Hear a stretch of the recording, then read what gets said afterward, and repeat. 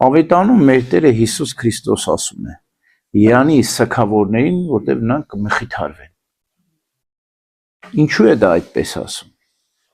Որտեղ երբ որ մարդը սքում է, արտասվում է, ինչպես անձրևից հետո երկնքից արեգակն է ծագում, այդպես էլ սուքից հետո մխիթարությունն է ծագում, հա։ Եվ մենք երբ որ արտասվում ենք, մխիթարվում ենք, արտասուքը տարբեր տեսակի կարող լինի, կարող է զղջման արտասուք լինել, կարող է բարեխոսական արտասուք լինել, այսինքն ինչ-որ կամ մենք մեր ցավն ենք ապրում, մեր մեղքերի համար ենք լացում արտասում, կամ էլ ուրիշի ցավն ենք ապրում, ուրիշի մեղքերի համար ենք արտասում, մխիթարում ենք, կամ էլ կարոտում ենք Քրիստոսին, կարոտում ենք երկնքի արքայությունը, հավիտենական կյանքը, ոչ մի ցավ էլ չենք ապրում, ուրախության արտասուք ասում են, չէ՞։ Այսինքն ուրախանում ենք, երանության արտասուք է, փառք ենք տալիս, փառավորության, գոհության արտասուք է։ Փառք ես Տեր Աստված, որ մեզ փրկեցիր, փառք ես, որ խոստացար հավիտենական կյանքը, բայց մեղա մեր գործած մեղքերի համար, Տեր Հիսուս Քրիստոս, ողորմիր մեզ մեղավորներից։ Այս երեք արտասուքներն էլ առողջարար են, բժշկարար են, մեղքերի զղջման արտասուքը, բարեխոսական արտասուքը եւ ուրախության արտասուքը։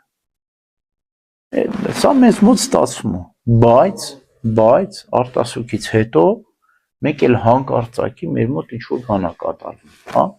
Էլի մենք մրցնում ենք, էլի ամպերը հավաքվում են ու ամեն անգամ չենք կարող անձրև բերել, չէ։ Ասում եմ մի տուր ինձ ամպել եւ չանձրևել, չէ, նարեկացին ասում է։ Եթե դու ամպում ես ու չես անձրևում, շատ վտանգավոր է։ Մթի ու խավարի մեջ ես կհայտնվելու, մառախուղի ու մեգի մեջ ես հայտնվելու։ Նարեկին ասում մեկը մերժի մառախուղում, փարատի մռայլը, սպարի աղջան բողջին, թող վերանա, գնա, կորչի։ Ինչու է այդպես։ Իրապես արտասուքը Սուրբ Հոգու մխիթարությունն է մեզ բերում, բայց երբ որ մենք վերջացնում ենք, նորից մեր կոտրած տաշտակին ենք կանգնում։ Արտասվեցիր, մխիթարվեցիր, հիմնականում դա տեղի ունենում կորուստ ունեցող մայրերի կամ մարդկանց մոտ, օրինակ որդի կորուստ մայրը, ինքը կարտասվի, հետո կնստի նույնպես կմտածի, իմ բալեն հետքի, իմ երեխեն ինձակին հետքի, ու կսի ենքան լա, հետո ուժասպար կլինի, չի կարա արտասվել, որտև դու անընդհատ չես կարա, դա կեղեքող արտասուք է, դա մխիթարող արտասուք չի, ինքը արտասուքը մխիթարում է սենց տենեց, բայց արտասուքից հետո ինքը նորից հիշում է, այսինքն ինքն արդեն ամպերը հավաքում, գիտես, ամպեր կան, որ գալիս են, մենք չենք հավատքում, բայց ամպեր կա, որ մենք ենք մեր վրա բերում, այսինքն մտքեր կա, որ մենք այնքան ենք սենց ծանրացած, թերահավատ, այդ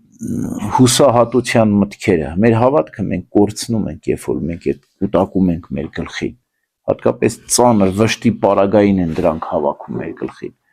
ուրեմն բոլոր միջոցները պիտի գործադրենք ամպերը ցրելու,